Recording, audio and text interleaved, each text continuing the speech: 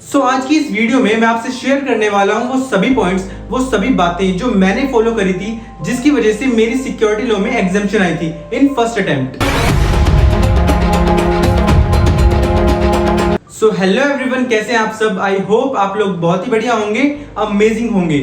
यार, आप लोगों की डिमांड पर मैं लेकर आ चुका हूं आज की वीडियो, जिसमें we will be discussing about strategy to crack security law and capital market subject.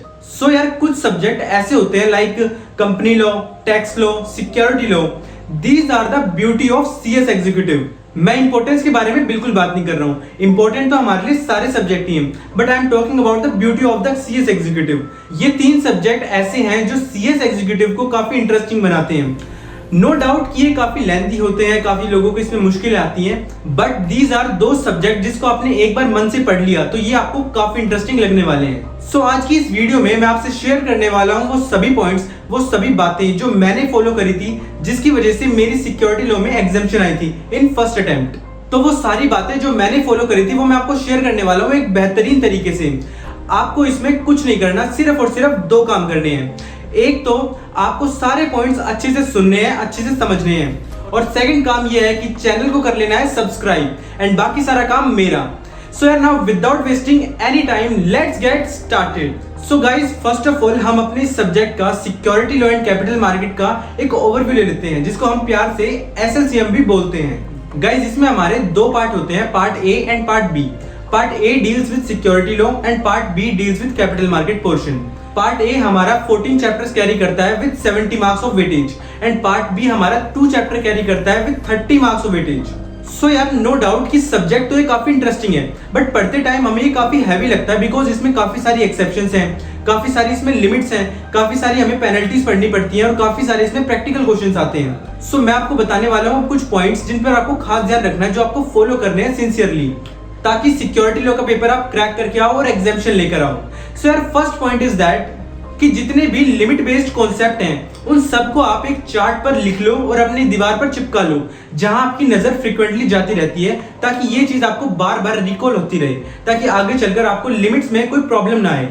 इसलिए पढ़ते टाइम आपको जितनी भी लिमिट्स दिखे उन सभी को आप एक पेपर पर लिखकर चिपका लेना अपनी दीवार पर, ताकि आगे चल के ये सब्जेक्ट को आपके लिए थोड़ा सा ईजी कर दे। दूसरी बात यह है कि don't lose focus from practical questions. देखो, होता क्या है कि काफी स्टूडेंट्स का माइंडसेट ऐसा बन जाता है कि प्रैक्टिकल क्वेश्चन तो कम आते हैं, थ्योरी ज्यादा आती है, तो वो प्रैक्टिकल से अपना सारा माइंड हटा के सारा दिमाग अपना थ्योरी में लगा देते हैं, जो कि बहुत गलत बात है, और आप ऐसी गलती बिल्कुल मत करना। देखो, नो डाउट कि प्रैक्टिकल क्वेश्चन कम आते हैं, बट आते हैं।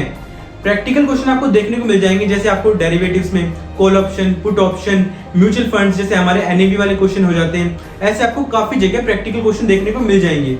तो प्रैक्टिकल क्वेश्चंस के लिए आप अपने scanners, past year question papers, अपनी बुक में जो इलस्ट्रेशन दे रखे हैं, जो हमारे मॉड्यूल में इलस्ट्रेशन एग्जांपल्स वगैरह होते हैं, उन सबको आप यूज कर सकते हो और उनसे अपना प्रैक्टिकल पोर्शन जितना भी है उस पर क्लियरिटी ला सकते हो। देखो, एग्जाम में डेफिनेटली आप प्रैक्टिकल क्वेश्चन देखने वाले हो, और खासकर जो हमारा म्यूचुअल फंड वाला चैप्टर है उसका क्वेश्चन तो आपको फर्स्ट ही मिल जाएगा। फर्स्ट क्वेश्चन ही म्यूचुअल फंड का होता है, जो कि प्रैक्टिकल होता है हमारा। तो ये बात आपको अच्छे से ध्यान रखनी है। एंड नाउ थर्ड पॉइंट, तीसरी बात जो हमें ध्यान रखनी चाहिए वो ये है कि फोकस ऑन पेनल्टीज। पेनल्टीज पर इस बार आपको खास ध्यान रखना है। देखो, ग्रुप 1 तक तो मैं मानता हूँ, ग्रुप 1 में कोई भी पेनल्टी पे बिल्कुल ध्यान नहीं देता, जो कि मैं समझ भी सकता हूँ, क्योंकि पेनल्टीज हमारी बहुत सारी दे रखी होती है बुक्स में, तो हम कितनी पेनल्टी पढ़ेंगे, बड़ी प्रॉब्लम होती है।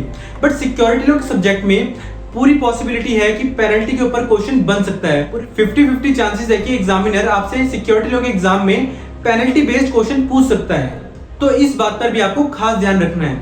एंड नेक्स्ट चीज आती है हमारी की writing practice with past year question paper. देखो, ये पॉइंट तो मैं आपको हर सब्जेक्ट की स्ट्रेटजी वीडियो में जरूर कहूंगा, क्योंकि इसकी एक अलग इंपॉर्टेंस होती है हमारे एग्जाम में। इससे आपको एग्जाम पैटर्न का एक बहुत बेहतरीन आइडिया लग जाता है, और इससे आपका कॉन्फिडेंस भी बूस्ट अप होता है, और साथ ही साथ आपकी स्पीड भी इंक्रीज होती है, जो कि एग्जाम में सबसे बड़ी प्रॉब्लम है हमारी। तो एग्जाम से पहले प्रिपरेशन करते टाइम आपको पास्ट ईयर पेपर पे बिल्कुल खास ध्यान रखना है, ये आपको बहुत हेल्प करने वाले हैं, I guarantee. And now here comes the next very important point. देखो, सिक्योरिटी लॉ में काफी चैप्टर्स ऐसे हैं जिन्हें आपको ऑन रिपीट पढ़ते रहना है, मतलब कुछ टाइम पीरियड के बाद इन्हें आपको बार बार पढ़ना है। देखो, पढ़ने तो आपको सारे ही हैं, लेकिन ये कुछ चैप्टर्स ऐसे हैं जिन पर आपको खास ध्यान रखना है कि आप इनको बार बार ऑन रिपीट पढ़ते रहो, जैसे आईसीडीआर हो गया, एलओडीआर हो गया, सेसेट हो गया, डीलिस्टिंग हो गई, पार्ट बी के दोनों चैप्टर हो गए। ये आपको ऑन रिपीट पे पढ़ते रहने हैं। ये बात मैं आपको इसलिए नहीं कह रहा हूँ क्योंकि ये इंपॉर्टेंट है। देखो इंपॉर्टेंट तो सारे चैप्टर हैं, हर चैप्टर से क्वेश्चन बन सकते हैं। ये बात मैं आपको इसलिए कह रहा हूँ क्योंकि ये चैप्टर थोड़े बड़े हैं। इन चैप्टर्स में काफी सारे लिमिट्स है, काफी सारी पेनल्टीज है, काफी कॉन्सेप्ट्स हैं जो आगे चल के कंफ्यूज कर सकते हैं। इसलिए आपको ये सब चैप्टर्स ऑन रिपीट पढ़ते रहने हैं। देखो एक दो बार जब आप इन्हें पढ़ोगे तब ये आपको थोड़ा सा मुश्किल लगेंगे, बट उसके बाद ये इजी होते जाएंगे आपके लिए। सो यार ये थी कुछ बातें जो सिक्योरिटी लॉ के एग्जाम में आपके मार्क्स एड ऑन करवाने वाली है। एंड मेक श्योर कि आप इन सभी पॉइंट्स को अच्छे से फॉलो करें। सो ये था आज के लिए एंड आई होप आपको वीडियो पसंद आई होगी। अगर आपको वीडियो पसंद आई है तो इसको अपने दोस्तों में जरूर शेयर करना, अपने ग्रुप्स में इसको जरूर शेयर करना, और इस पर अगर आपको ज्यादा ही प्यार आ जाए तो इसको अपने स्टेटस पे भी लगा लेना। एंड मेक श्योर कि आप चैनल सब्सक्राइब करके जाएं। बाकी हम मिलते हैं बहुत ही जल्दी अपनी एक और अमेजिंग सी वीडियो के साथ। तब तक के लिए स्टे सेफ, टेक केयर, अपना ध्यान रखना, अपनी फैमिली का ध्यान रखना। And thank you so much for watching the video. Keep loving, keep supporting, keep sharing the videos. Thank you so much. Bye.